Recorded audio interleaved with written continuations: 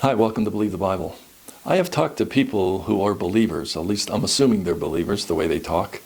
No one can ever know, right? But they don't believe that there is a perfect Word of God out there and that God did not, could not, would not, and just that there isn't a preserved Word of God. Some of the objections that I've gotten are these. Number one, the Bible cannot be preserved through a translation. That's an interesting statement, that God who created the languages could not have people understand the meaning of words from one language to another. And of course we know it's done all the time today, but when it comes to the Bible, people just don't have enough faith to believe that God would keep his word when he said he would keep his word. And so let's look at a verse that proves that a translation can give us the correct words and correct meanings. Acts chapter 22, verse 1. Men, brethren, and fathers, hear ye my defense, Paul is speaking, which I make now unto you. Verse 2. And when they had heard that he spake in the Hebrew tongue to them, they kept the more silence. And he saith, and Paul goes on to speak, and the portion of Acts chapter 22 gives Paul's dissertation that he gave in Hebrew. But we know that the New Testament was not written in Hebrew. Most people would understand and believe that. It was written in Greek.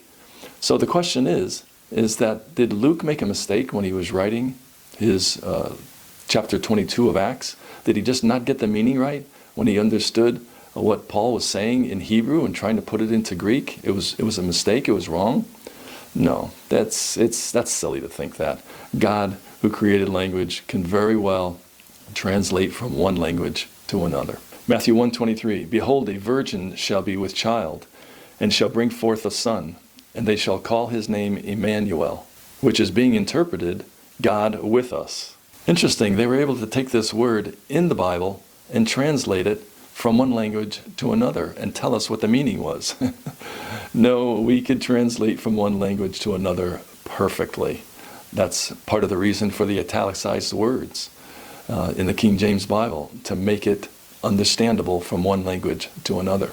Another common objection, all Bible versions are good enough. The doctrine matters, not the precise words.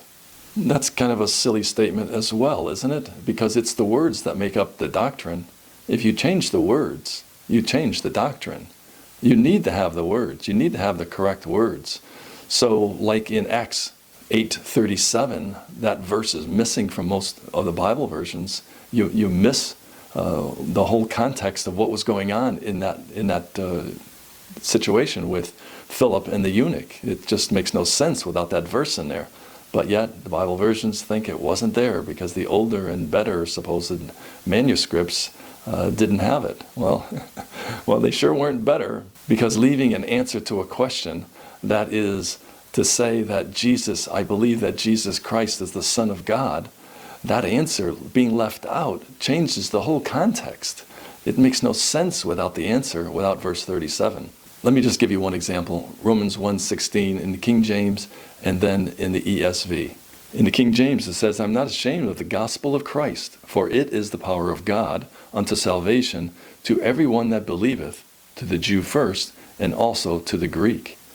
But in the ESV it says, I am not ashamed of the gospel. Which gospel? Wait a minute. It's the gospel of Christ. The ESV doesn't know that. The ESV doesn't know that there's 5 or 6 different gospels in the Bible. The gospel to Abraham described in Galatians chapter 3, which Abraham's gospel was not believing the death, burial, and resurrection. It was to believe that God would bless his seed and give him a land. That's a gospel to Abraham. That was good news. There's an everlasting gospel in Revelation chapter 14. You can read what that gospel is. And it's not the death, burial, and resurrection of Christ. And then there are 2 gospels mentioned just in one verse. In Galatians chapter 2, verse 7. It's the gospel of the circumcision and the gospel of the uncircumcision. That's 2 gospels just right in one verse. So is it just a matter of keeping the doctrine and not the words? No, of course not. The words are what make the doctrine. And when they change the words, they change a lot of the doctrine.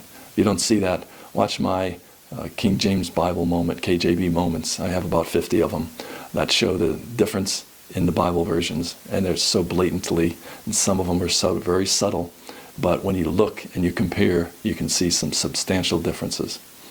Thanks for your time. I hope you have God's preserved word. Here at Believe the Bible, we found it in the King James Bible. Take care. You have a great day.